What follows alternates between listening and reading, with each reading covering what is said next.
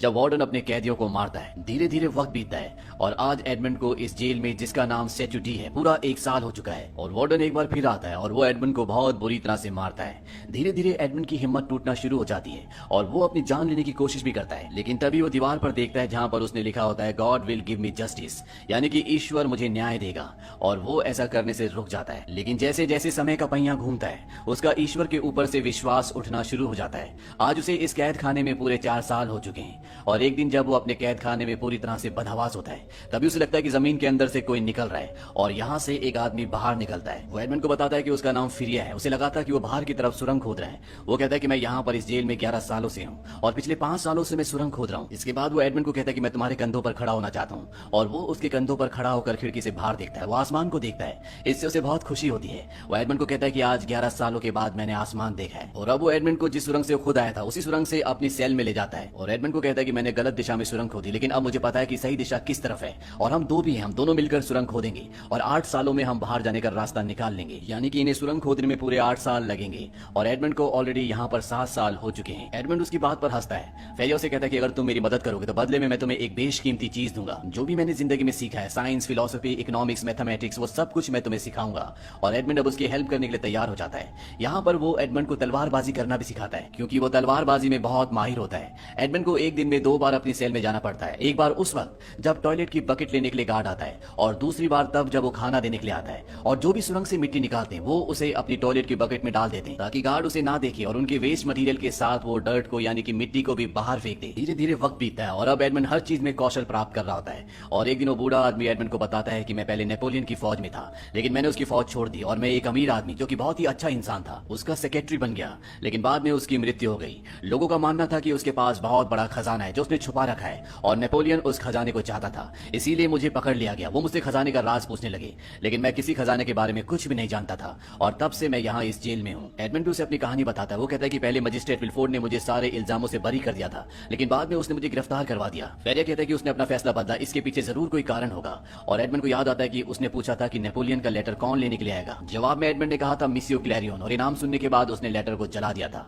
फेरिया कहता है कि अजीब बात है, देश के खिलाफ विद्रोह के इतने बड़े सबूत को मजिस्ट्रेट ने जला दिया, जरूर इसके पीछे कोई ना कोई वजह होगी। और यहाँ पे एडमंड पूरी बात समझ जाता है। दरअसल जो आदमी लेटर लेने के लिए आने वाला होता है वो मजिस्ट्रेट का पिता होता है जो कभी नेपोलियन की फौज में कर्नल था। और अगर उसके पिता के ऊपर देशद्रोह का आरोप लगता तो उसकी भी नौकरी चली जाती, उसके ऊपर भी देशद्रोह का आरोप लगता और उसे भी सजा होती। वो अपने आप को बचा रहा था। अब एडमंड को पूरी कहानी समझ में आ जाती है और धीरे धीरे ये सुरंग खोदते खोदते एक दिन एक पेड़ की जड़ तक पहुंच जाते हैं, यानी कि ये बाहर तक पहुंच गए। अब बस इन्हें ऊपर की तरफ सुरंग खोदनी है जिसमें कुछ ही हफ्ते लगेंगे। एडमंड कहता है कि मैं भी छेनी लेकर आता हूँ। और जब वो सुरंग से थोड़ा सा बाहर की तरफ निकलता है तभी सुरंग से ऊपर मिट्टी गिरना शुरू हो जाती है और इससे पहले कि फेरिया वहां से बाहर निकलता उसके ऊपर बहुत सारे पत्थर गिर जाते हैं। एडमंड उसे सुरंग से बाहर ले आता है और अब फेरिया अपनी जिंदगी की आखिरी सांसें ले रहा है। वो मरने से पहले एडमंड को कहता है कि मैंने खजाने के बारे में तुम्हें गलत बताया था, मुझे खजाने के बारे में पता है। वो उसे खजाने का एक नक्शा देता है और कहता है कि इटालियन कोस्ट पर एक टापू है जिसका नाम है मोंटी क्रिस्टो, वहां पर जाना और इस नक्शे की मदद से तुम खजाने तक पहुंच जाओगे। इस खजाने को तुम लोगों की भलाई के लिए, अच्छाई के लिए इस्तेमाल करना।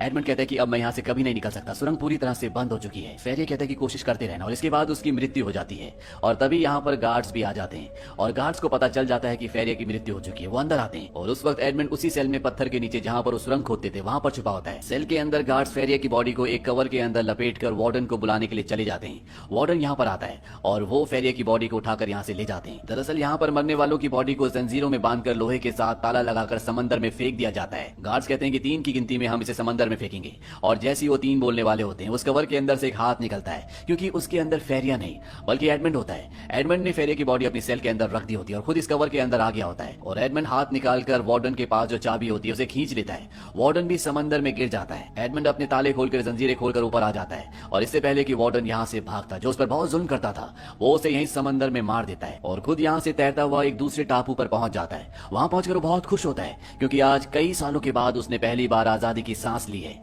और तभी वो देखता है कि वहां पर बहुत सारे लोग बैठे होते हैं, ये सब के सब लुटेरे होते हैं, तो यहाँ पर अपने एक साथी को मारने के लिए आए होते हैं जिसने उन्हें धोखा दिया था। लेकिन उसके कुछ साथी चाहते हैं कि उसे ना मारा जाए, इसीलिए यहाँ पर जो इनका लीडर होता है वो कोई फैसला नहीं कर पा रहा होता। एडमंड को देखने के बाद वो कहता है कि तुम हमारे धोखेबाज साथी से लड़ोगे और तुम दोनों में से जो जिंदा बचेगा वो हमारे ग्रुप में शामिल हो जाएगा। और अब एडमंड की और उस दूसरे आदमी जिसका नाम जैकोबो होता है, इन दोनों की चाकू की फाइट होती है और इस फाइट में एडमंड उसे हरा देता है, लेकिन वो उसे मारता नहीं है, वो उसकी जान बख्श देता है और साथ ही साथ सरदार से कहता है कि इसकी जान बख्श दो, इससे तुम्हारे पास एक और काबिल साथी रहेगा। सरदार उसकी बात मान जाता है, वो जैकोबो की जान को बख्श देता है जैकब एडमंड को कहता है कि मैं जिंदगी भर के लिए अब तुम्हारा गुलाम हूँ। इसके बाद ये सब के सब यहाँ इस टापू से निकल जाते हैं। इसके बाद एडमंड अपने शहर लौट जाता है। जैकब भी उसके साथ होता है। एडमंड एक अपने पुराने जानकार के पास जाता है जो उसे नहीं पहचान पाता, क्योंकि आज 13 साल बाद वो लौटा है। उसका पूरा हुलिया बदल चुका है। एडमंड उस आदमी से कहता है कि मैं एडमंड का दोस्त हूँ, मैं उसके परिवार के बारे में जानना चाहता हूँ। वो आदमी बताता है कि एडमंड की राजद्रोह के बारे में पता चलने के बाद उसके पिता ने अपने आप को फांसी लगा ली। एडमंड पूछता है कि उस पर राजद्रोह का आरोप किसने लगाया था। वो आदमी बताता है कि विलफोर्ड ने, जो उस वक्त यहाँ का मजिस्ट्रेट था जिसने एडमंड को गिरफ्तार किया था। इसके बाद उसका प्रमोशन हो गया, वो चीफ प्रोसिक्यूटर बन गया और पेरिस चला गया। दरअसल उन दिनों उसके पिता की किसी ने हत्या कर दी थी। यहाँ पर एडमंड को यह भी पता चलता है कि जो उसकी गर्लफ्रेंड थी जिसका नाम मर्सिडीज है, उसने एडमंड की मृत्यु की खबर सुनते ही मोंडेगो से शादी कर ली थी। मोंडेगो एडमंड का वही पुराना दोस्त है जिसने उसे धोखा दिया था, जिसकी वजह से उसे जेल हुई थी। और अब मोंडेगो अपनी पत्नी मर्सिडीज के साथ पेरिस में रहता है। ये सारी बातें सुनने के बाद एडमंड पूरी तरह से टूट जाता है और वो अब इन सब से बदला लेना चाहता है। सबसे पहले एडमंड अपने साथी जैकोबो के साथ मोंटी क्रिस्टो टापू पर जाता है और वो वहां पर खजाना ढूंढता है। उसे खजाना मिल जाता है जो पानी के अंदर होता है। यहाँ पर सोने से भरे हुए इतने बड़े बड़े बक्से होते हैं कि जिन्हें ये एक बार में नाव में यहाँ से नहीं ले जा पाते। लेकिन जितना भी सोना ये यहाँ से ले जाते हैं, ये चाहकर भी उसे खर्च नहीं कर सकते। ये सबसे पहले पेरिस जाते हैं और वहां पर एक बहुत बड़ा महल खरीद लेते हैं। और अब एडमंड अपना नाम बदल लेता है। वो अपना नाम रखता है काउंट ऑफ मोंटी क्रिस्टो। और सबसे पहले वो ये पता लगाता है कि मोंडेगो की कमजोरी क्या है। उसे पता चलता है कि उसने बैंक से लोन लिया है। वो अपने आदमी को कहता है कि उस बैंक को खरीद लो और साथ ही साथ वो जितनी भी शिपिंग कंपनीज के साथ डील करता है, काम करता है, उन सब कंपनीज को मना कर दो कि कोई भी उसके साथ काम ना करे। लेकिन अभी भी वो मौका ढूंढ रहा होता है जिससे वो मोंडेगो के करीब जा सके।